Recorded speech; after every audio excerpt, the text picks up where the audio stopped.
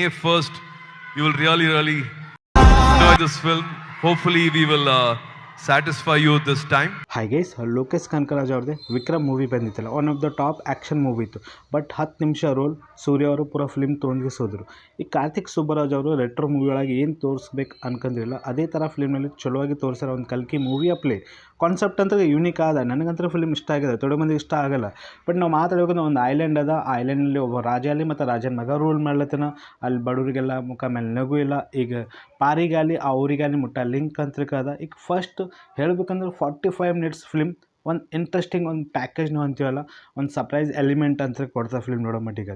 But ವಿಲನಿಗೆ ಇನ್ನೂ develop ಮಾಡಬೇಕಿತ್ತು. ಅವ್ನ ಪಾರಿ ಫಾದರ್ ಕ್ಯಾರೆಕ್ಟರ್ ಏನದ, ಮತ್ತು ಇಲ್ಲಿ ರಾಜನ ಮಗ ಅಲ್ಲಿ ರೂಲ್ ಮಾಡ್ತಾನೆ, ಅವ್ನಿಗೆ ಇನ್ನೂ ಡೆವಲಪ್ ಮಾಡಬೇಕು. ಅವ್ನಿಗೆ ಪೂರ ಚಿಂದಿ ಕ್ಯಾರೆಕ್ಟರ್ ಪ್ಲೇ ತೋರಿಸ್ಯಾರ. ಪೂಜಾ ಹೆಗ್ಡೆ ಪರ್ಫಾರ್ಮೆನ್ಸ್ ಅಂತ ಪರಿ ನನಗೆ ಅನಿಸಲಿಲ್ಲ.